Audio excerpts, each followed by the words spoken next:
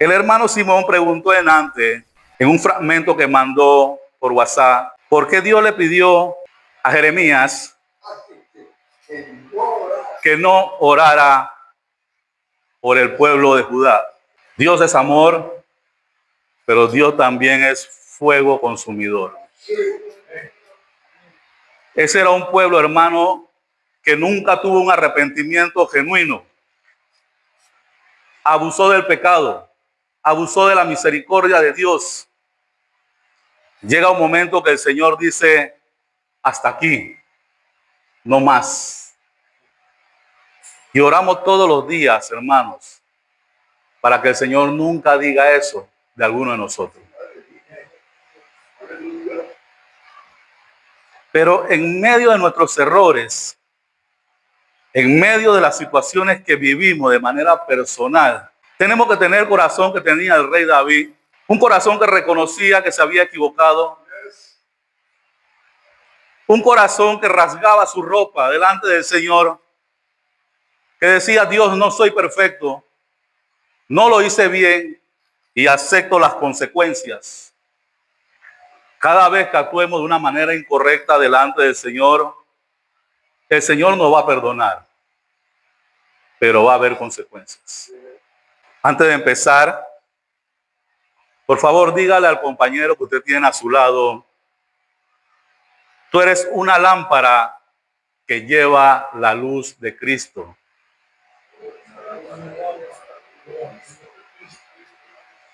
Una lámpara que irradia el amor de Dios en medio de un mundo caído por el pecado.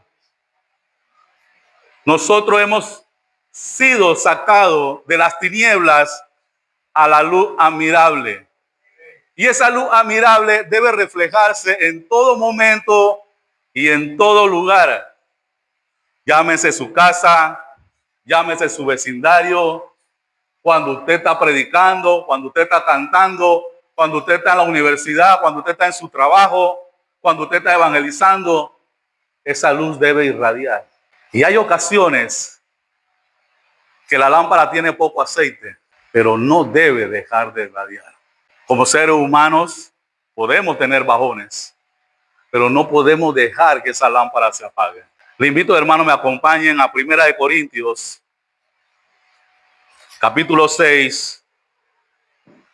Estaremos leyendo del versículo 9 al versículo 20. Hermano, le tengo buenas y malas noticias.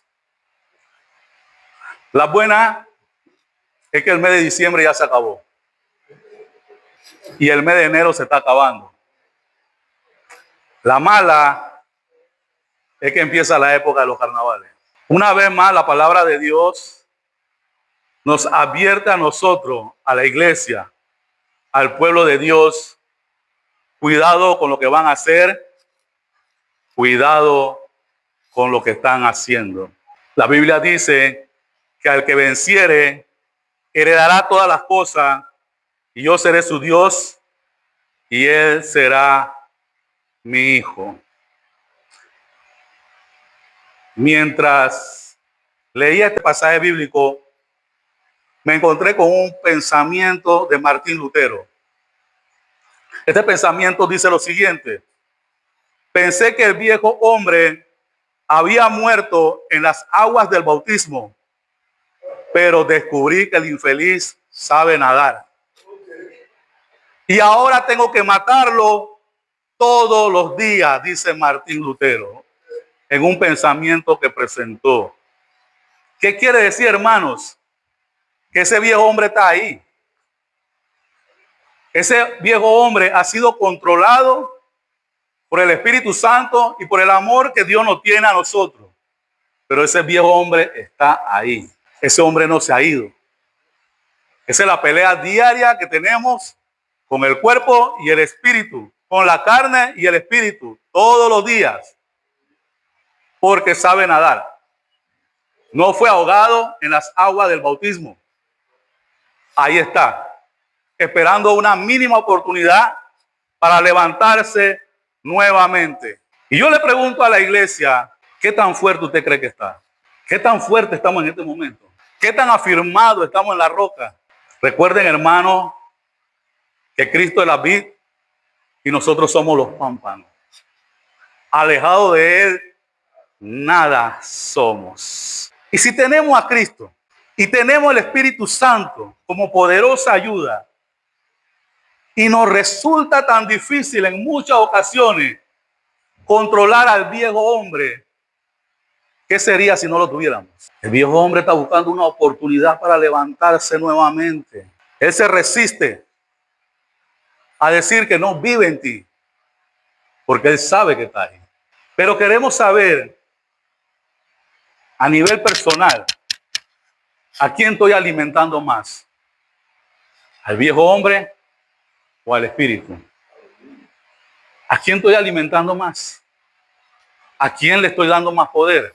Cuando reflexionaba acerca de este tema, me acordé de la mano del niño dentro del frasco de galleta. Cuando yo tenía unos cuantos meses de estar en Los Redimidos, esa fue una anécdota que me enseñó Simón que nunca se me ha olvidado. Una madre de familia hace galletas, parece que a su hijo le gusta. Ella las pone en un frasco y los pone a cierta altura. El niño le pregunta, ¿por qué hace eso? Y ella le responde, para que no entres en tentación. La madre se va. Y cuando regresa, encuentra al niño con el frasco de galleta, con la mano casi adentro. Todavía no había entrado. Y la madre le pregunta, ¿qué haces? Y el niño le dice, soportando la tentación.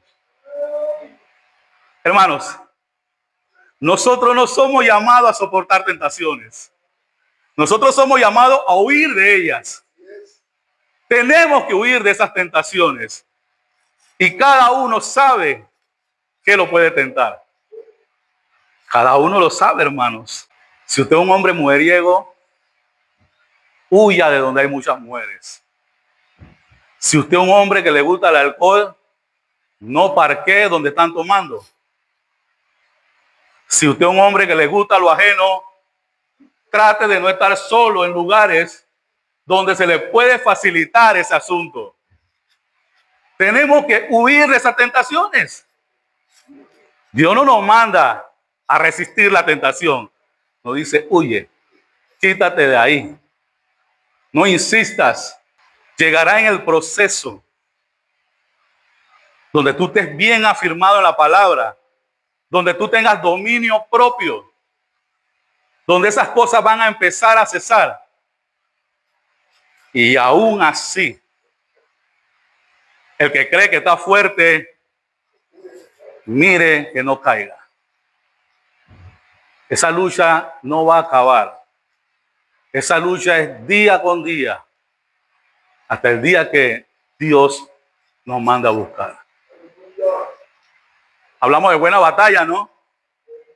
La buena batalla no es solamente afuera, la buena batalla es contigo mismo, con tu propia naturaleza, con lo que tú eres. La buena batalla no es solamente en las cuatro paredes de la iglesia. La buena batalla es cuando tú estás a solas y sabemos que hay cosas que nos son difíciles. Dice la hermana Ofelia, cada quien sabe de qué pie cojea. Cada uno sabrá qué tan fuerte está en este momento. El contexto de 1 Corintios 6 no habla de búsqueda de juicio, de justicia o de consejo sobre algún agravio entre los hermanos o comportamientos dentro de la iglesia.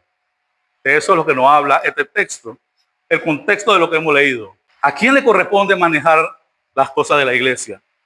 ¿Al mundo o a la iglesia? Ustedes han oído ese término de que la ropa sucia se lava en casa. ¿Por qué cuando suceden dentro de la iglesia algunas situaciones, hay miembros, hay hermanos que tienden a llevar esas situaciones al mundo? Ah, no, porque mi compadre, le comento todo lo que pasa dentro de la iglesia. ¿Usted cree que su compadre, que es inconverso, que está llevando una vida no agradable a Dios, te puede dar un buen consejo de cómo mejorar lo que está sucediendo dentro de la iglesia? Entonces los trapitos sucios, hermanos, se lavan en casa. Dios levanta hombres y mujeres dentro de la iglesia, dentro del sistema, dentro del cuerpo de Cristo, para resolver situaciones. Hay situaciones que se pueden resolver de manera inmediata y hay otras que demoran un poco más. Pero deben ser resueltas dentro de la casa del Señor. Deben ser resueltas dentro de una familia que hemos conformado nosotros. Y cuando hablo de personas que el Señor ha levantado, hablamos de ministros, hablamos de personas con conocimiento de la palabra. Y hermano, yo estoy de acuerdo con muchos de que a lo mejor hay una parte que prefiere comentarle a Simón porque le tienen mayor confianza. Habrá otra parte que quiere comentarle a César y así sucesivamente. Por efecto de confianza, por efecto de que tienes más relación estrecha con esa persona. Pero trate que cuando usted va a comentar algo de su vida, y más cuando se trata de su vida espiritual, sea con un hombre o una mujer que pueda conducirlo a la presencia de Dios. Usted es una lámpara, usted está encendido.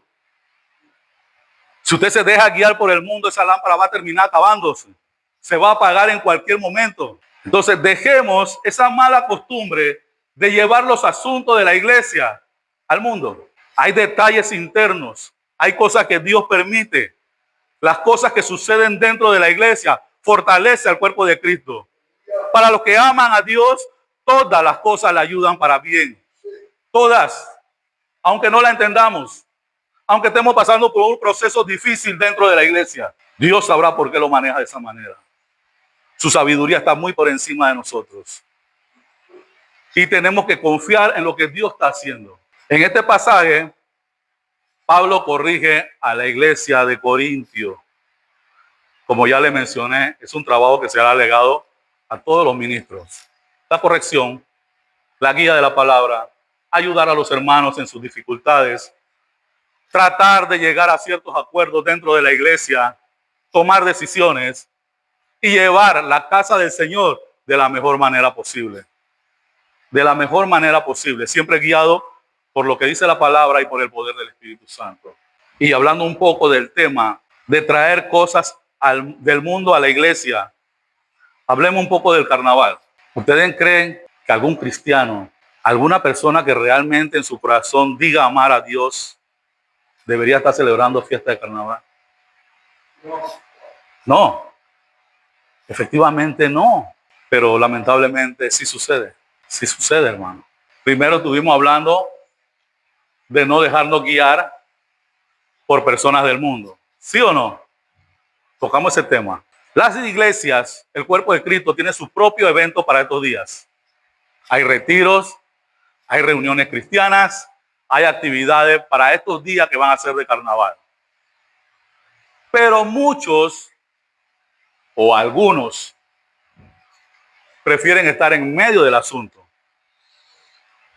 soportando la tentación. Yo le voy a decir a ustedes algo, hermano. El lugar donde yo menos quiero estar en este momento es en la tabla. Por muy bonita que sea la tabla, yo no quiero estar en ese lugar. ¿Qué me invitó el primo? ¿Qué me invitó la vecina? ¿Qué me invitó el amigo? Suena chévere, pero usted está en medio de la tentación.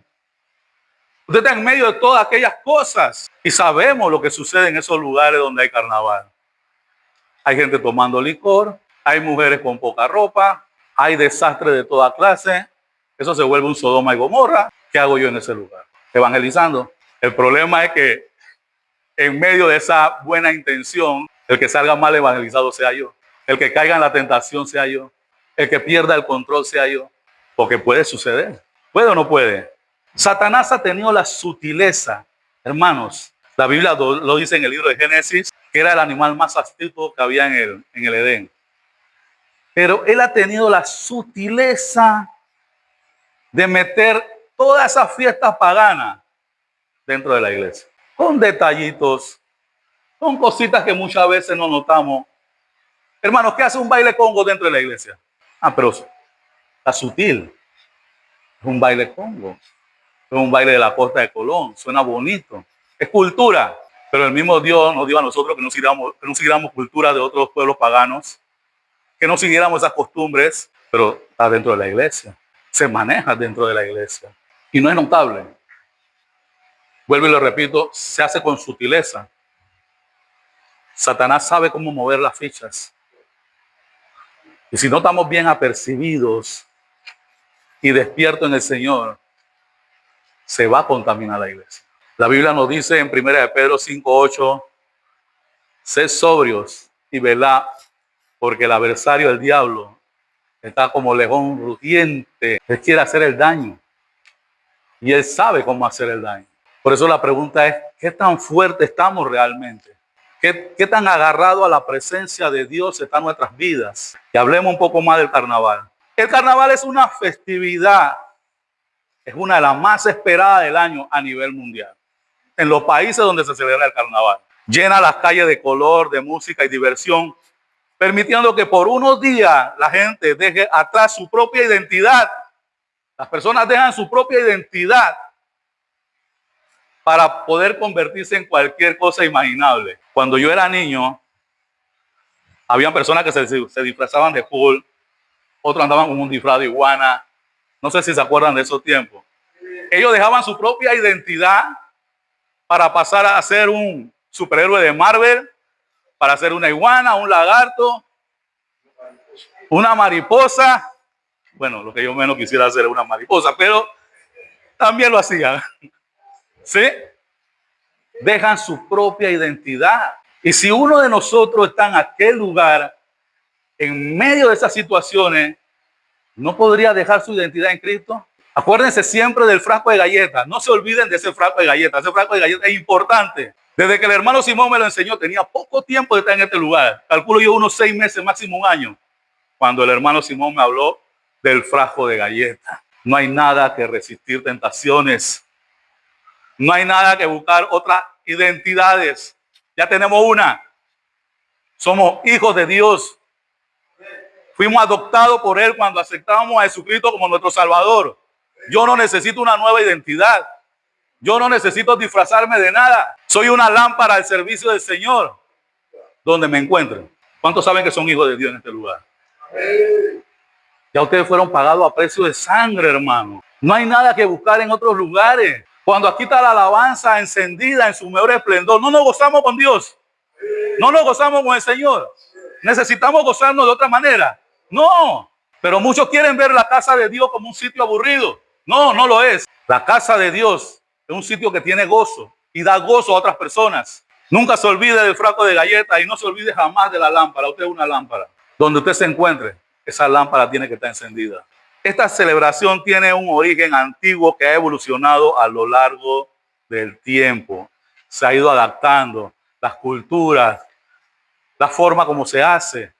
Se ha ido adaptando a todos los tiempos. Aún se ha adaptado a un sistema cristiano. El origen del carnaval se encuentra en festividades paganas de la antigüedad en el Imperio Romano. Las Saturnales y las Bacanales eran celebraciones en honor al Saturno y a Baco, marcada por el desenfreno sexual, la inversión de roles,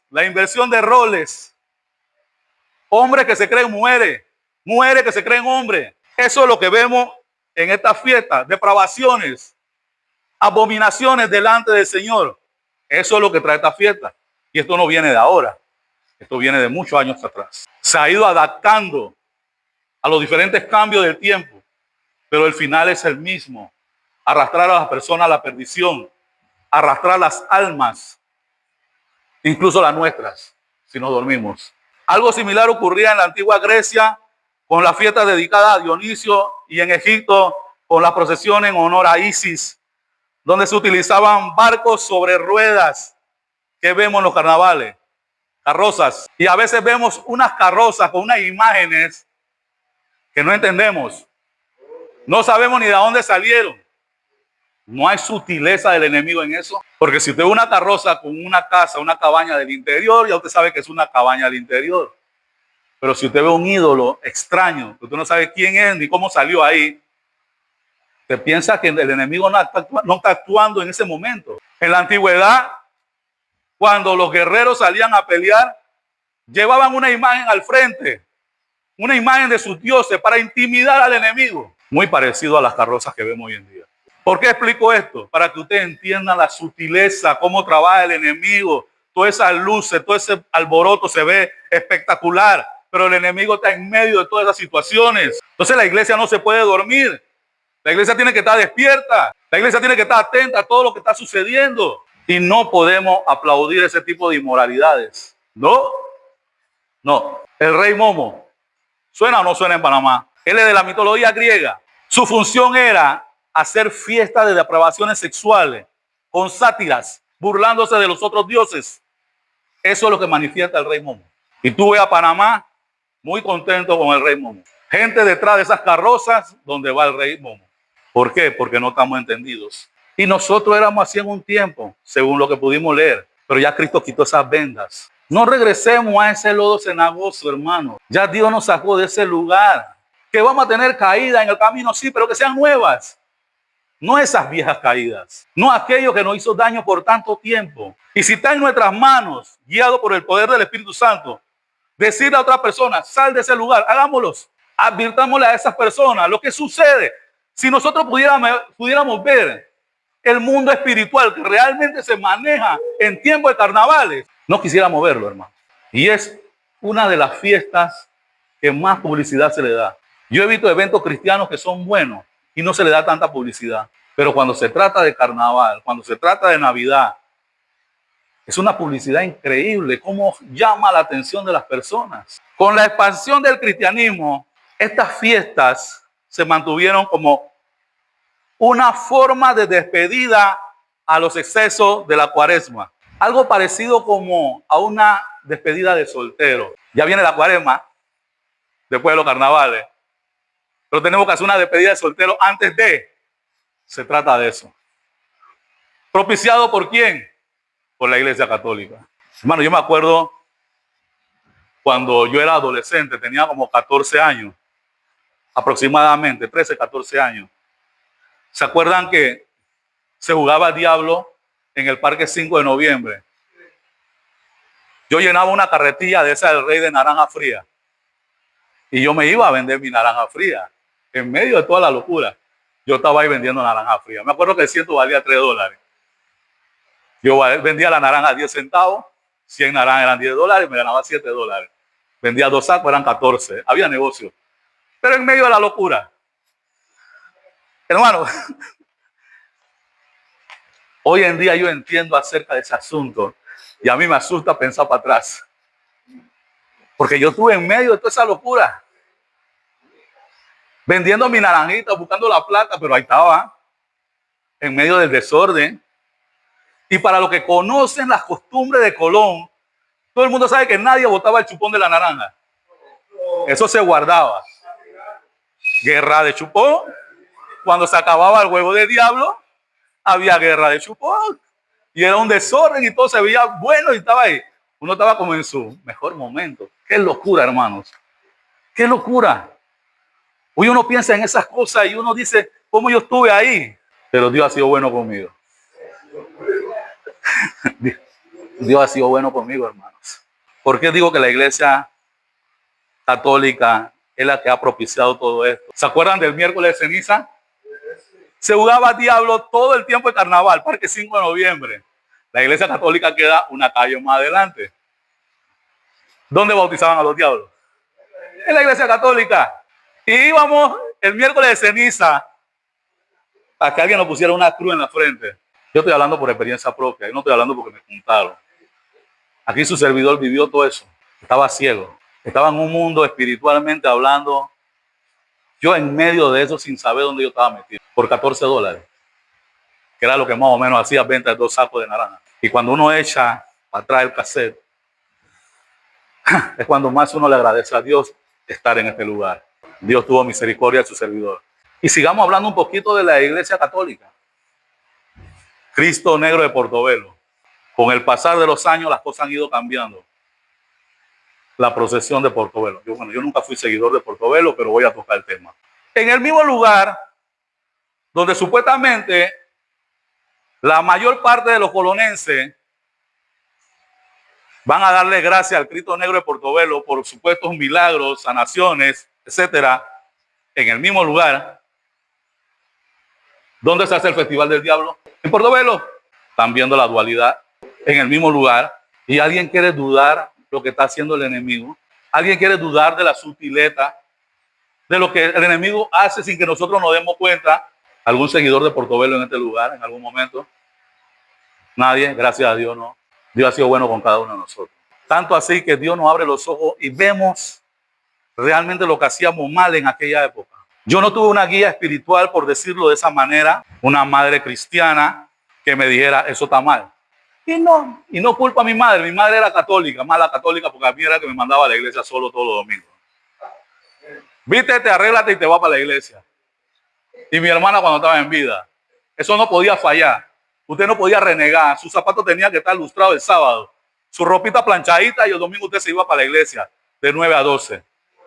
A las 12 comía y se iba para el cine. Esa era la rutina todos los domingos. La iglesia no podía fallar. Con todo el error que mi mamá tuvo, y posiblemente la madre de muchos de nosotros, su interés, de alguna manera, dentro de su ignorancia, era acercarnos a Dios. Pero hoy Dios nos permite ver que estamos equivocados. Que las cosas no eran de esa manera. Y cuando le hablo de miércoles de ceniza, leí un poquito de Apocalipsis 1:3, pero no lo voy a leer todo. Voy a leer una pequeña parte. Aquí habla de la sentencia contra la gran ramera que está sentada sobre muchas aguas, sobre muchas influencias globales, con la cual ha fornicado todos los reyes de la tierra. Es una lanza política. Hermano, quiero tocarle un poquito de lo que leímos. Aquí habla de los injustos, no heredarán el reino de los cielos o el reino de Dios. Si pudiéramos hablar de injustos, tenemos que hablar de la justicia de Dios, que es buena, agradable y perfecta. Una persona injusta, hablando espiritualmente, todavía no ha sido justificada a precio de sangre. Él no ve lo que usted y yo podemos ver. Todavía una persona que mantiene las vendas. Por eso que ellos momentáneamente, hasta cuando no acepten a Jesucristo como su Salvador y empiecen a dedicarle su corazón al Señor, no van a heredar el reino de los cielos. Pero esas mismas personas que yo hablo de que son injustas, no han sido justificadas a precio de sangre, son las personas que están en el mundo y son las que yo le toqué inicialmente, donde nosotros vamos a buscar consejo. ¿Cómo puede ser, hermano? Es como que una lámpara pida consejo a un carbón que está apagado. ¿Dónde está el consejo de Dios, Simón? En la iglesia. La iglesia no es perfecta, hermanos. El hermano César, la hermana Mara, el hermano Luis, la hermana Cleo han hablado de este tema. No somos perfectos, pero estamos siendo transformados hasta llegar a la altura del varón perfecto. Dios está haciendo la obra, Dios está haciendo el trabajo, Dios está trabajando con nosotros día con día. Todos los días descubrimos que hay algo nuevo en nosotros que tenemos que cambiar. Todos los días, hermano. Y esa es la pelea que yo le hablé a usted inicialmente. De la carne, el espíritu, la carne se niega, se resiste, no. Pero ¿a quién estamos alimentando más? ¿Cuántas horas puedo pasar yo leyendo la palabra de Dios? ¿Cuántos minutos puedo dedicarle a Dios en la madrugada? Y estamos hablando de situaciones que usted vive con el Señor a nivel personal, usted y Dios. Ese es su tiempo con el Señor. La iglesia es un tiempo que compartimos en comunidad y nos apoyamos y nos fortalecemos los unos a los otros. Oramos los unos a los otros. Tiempo importante, de muy buena calidad, pero su tiempo personal con Dios, ahí donde usted está alimentando a alguno de los dos, o a la carne o al espíritu. Nuestra relación con Dios, nuestra intimidad con Él. Dice que ni los fornicarios. Un fornicario es una persona fuera del matrimonio que mantiene relaciones sexuales con muchas personas. Fornicario. Los afeminados, que vemos en los carnavales, ¿quiénes están encima del grillo? ¡Qué locura! Y toco ese tema porque realmente es lo que se vive esos días. La gente vive eso con una naturalidad y con una alegría, hermano. ¿Cuántos días son los carnavales? 4 o 5 días. ¿Cuántos son? 5 días. 5 días usted se va a esos lugares. Vamos a utilizar la tabla que es uno de los más populares, hermano. A embriagarse, a endrogarse, a revolcarse, a hacer más de 4 cosas que no debiste hacer. Tú regresas 5 días después limpio, tratando de levantar la poca dignidad que te queda y la poca vergüenza con que puedes ver a los demás. Y si te agarró un programa de televisor que lo que hace es avergonzarte, mostrarte en la calle tirado borracho, ¿usted cree que Dios quiere eso para nosotros? ¿Usted cree que un hijo de Dios debe ser avergonzado? Es más, por amor al prójimo, yo no quisiera que nadie fuera avergonzado de esa manera. Pero eso es lo que se ve. Esa es la vida real, hermanos. Por eso le mencioné desde el principio, somos lámparas en medio de esa situación y lámparas encendidas en medio de un mundo corrupto, en medio de un mundo que está en tinieblas, en medio de un mundo que no entiende lo grande que es Dios, del amor que tiene para con cada uno de nosotros, de la misericordia que tuvo, hermano. Le comenté mi vida personal en medio de esas situaciones. Entonces Dios tuvo misericordia, hermano. ¿Qué vio Dios en mí? No sé. No puedo decir que Dios vio en mí. Y cada uno cuando reflexiona posiblemente dirá lo mismo, cuando se acuerde de las cosas que hacía en el pasado. Pero yo no puedo regresar a ese pasado y no quiero regresar a ese pasado. Hermano, cuando yo entré a esta iglesia, mes de septiembre del 2011, yo llegué aquí destruido, hermano, con muchos problemas, con muchas situaciones, un mundo revuelto, hermano.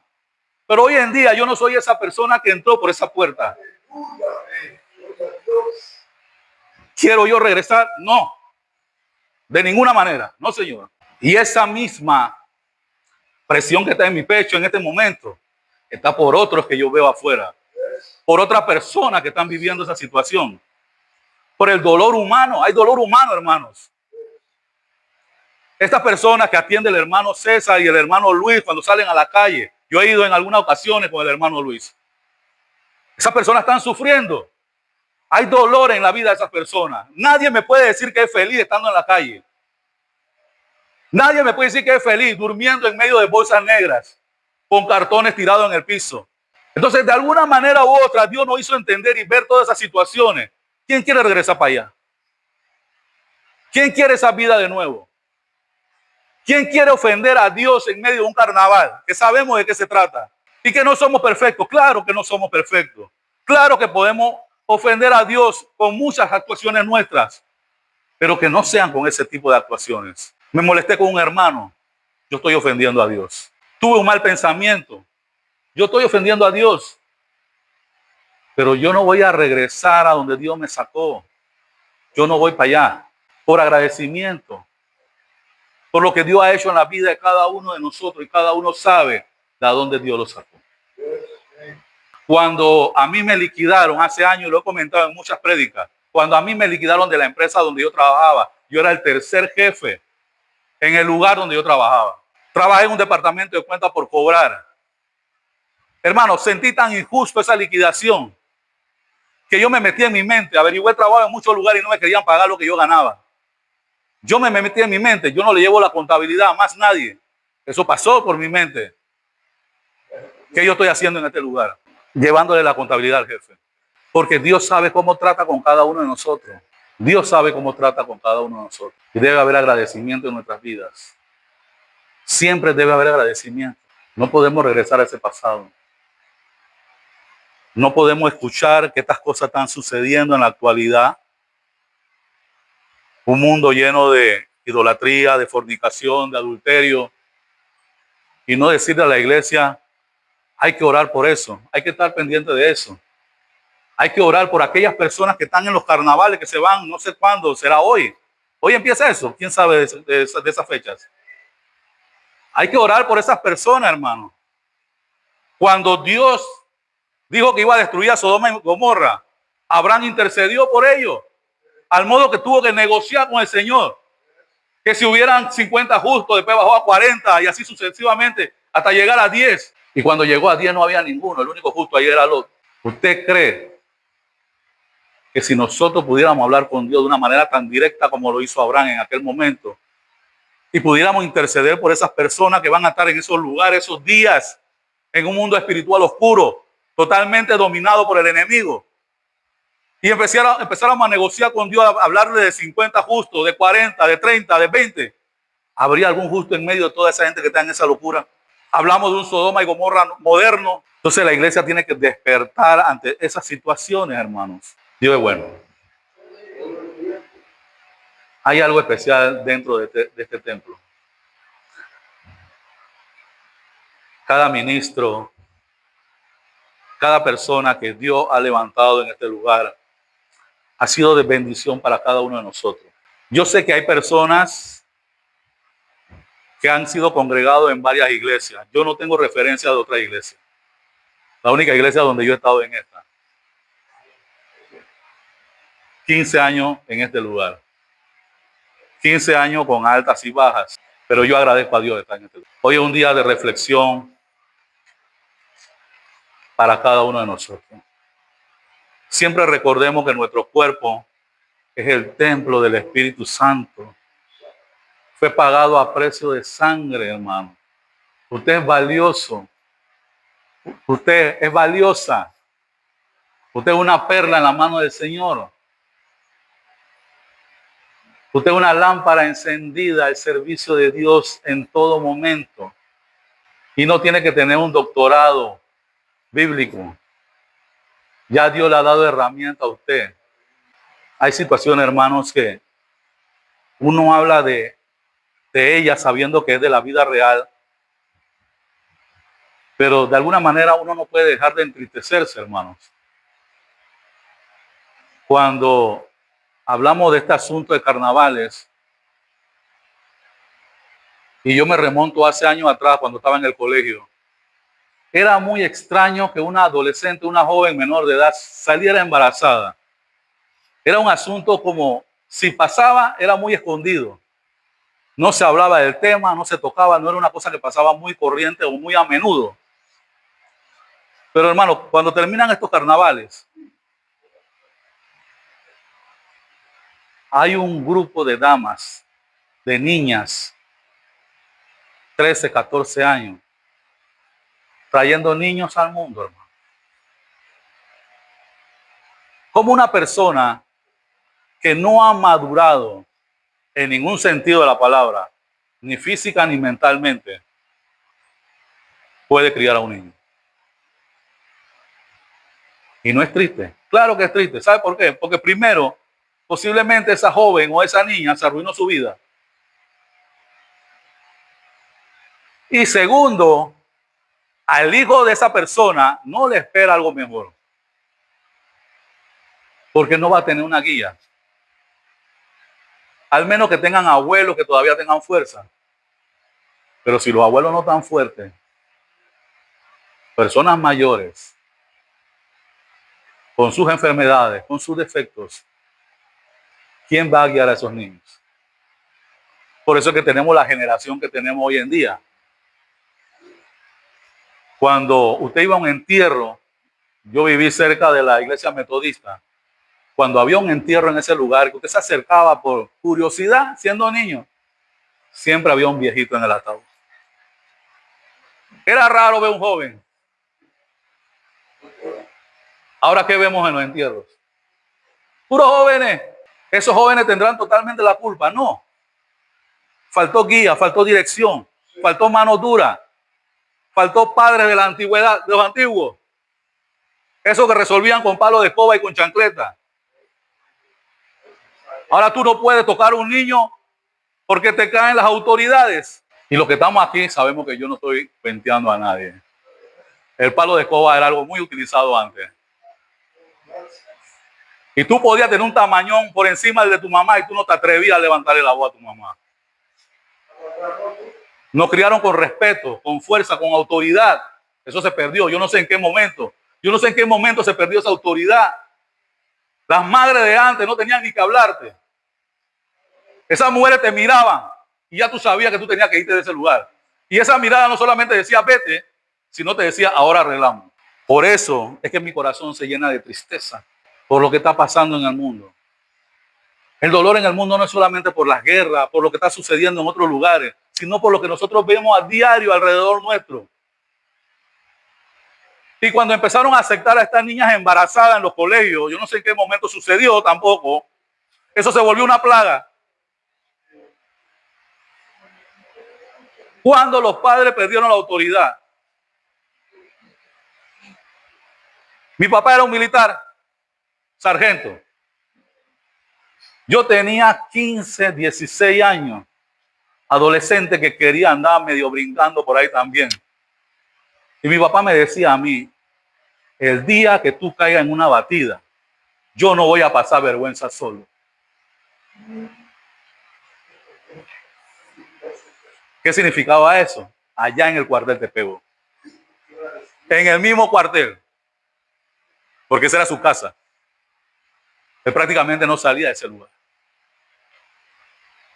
¿Usted cree que cuando llegaba las 6:45 de la tarde, que ya estaba oscureciendo, se acuerdan del cacho?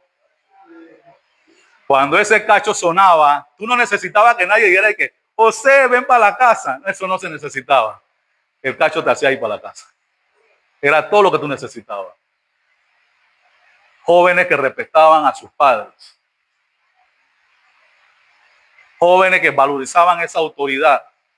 Y los pocos maleantes que habían en esa época, pues no eran muchos tampoco, cuando su mamá hablaba, esa era su mamá. La respetaban. Ellos andaban en su vida equivocada, pero respetaban a su mamá. ¿En qué momento se perdió la autoridad? En el momento en que niños empezaron a tener niños. En el momento de que una niña de 13 años sale embarazada de un niño de 14, 15. ¿Quién pone autoridad?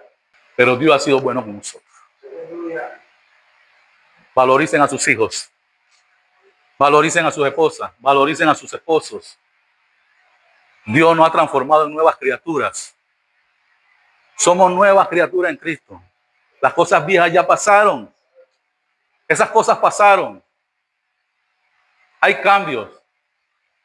Dios es un Dios de renovación, de cosas nuevas. Dios quiere algo mejor para ti, para mí, para cada persona que está en este lugar. Dios quiere que nuestros hijos y nuestros nietos vayan guiando por el poder de la palabra. Que usted sea instrumento para guiar a esos nuevos niños. No queremos vivir lo que muchas personas están viviendo por estar apartados de Dios. No queremos eso. Si no lo queremos para nosotros, no podemos desearlo para nuestros hijos. No podemos desearlo para nuestros nietos. No podemos desearlo para nuestros vecinos. Para las personas que están a nuestro alrededor. Para nuestros hermanos de la fe. Queremos lo mejor para cada uno de ustedes. Eso no hace una familia en Cristo. Ustedes saben, hermano, que de alguna manera el Señor me sacó del contexto de todo lo que yo tenía escrito en ese papel. ¿Por qué será? Tenemos familias, tenemos hijos, tenemos personas alrededor nuestro. Ya Dios tuvo misericordia de nosotros. Y debemos orar por esa misericordia día con día. Debemos desear en nuestros corazones que Dios tenga misericordia de todos los que están alrededor nuestro. Cuando se evangeliza, y mi hermano César puede hablar con mayor experiencia, se le lleva la palabra de Dios a las personas. Se le lleva el alimento, si se puede. Pero lo que más queremos llevarle es que Dios toque esa alma y que Dios pueda transformar esa vida, que Dios pueda sacar a esa persona del lugar donde se encuentra. Hay personas que en su largo vivir fueron más afectadas que nosotros. Nosotros tuvimos situaciones difíciles, pero muy poco de nosotros ha llegado a vivir esa experiencia que viven ellos. Y es una experiencia lamentable. Cuando yo hago mis oraciones nocturnas y pienso en esos países que están en conflicto de guerra, las guerras son cosas negativas. Nadie sale ganando de una guerra. Pero salen perjudicadas muchas personas que no tienen que ver nada con la toma de esas decisiones. Destruyen hospitales, escasea el alimento, no hay medicina. Hay gente sufriendo por mortandad de sus parientes alrededor de ellos. Ellos ven muertos cadáveres uno encima de otro. Niños sufriendo en la calle también. Y eso es lo que nosotros podemos ver a través de la noticia, lo que vemos personalmente día con día en estos lugares donde podemos visitar a aquellas personas.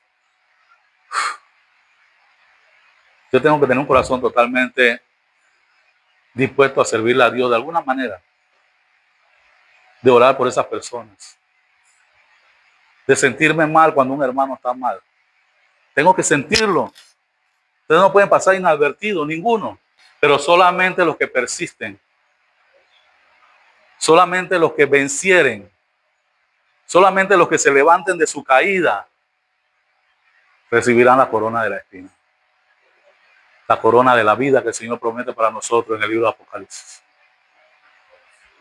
Tenemos que ser persistentes, tenemos que seguir luchando. La pelea, la buena batalla es todos los días, señores. Si no tuviéramos la buena batalla, no tuviéramos la necesidad de pararnos de madrugada. No tuviéramos necesidad de orar.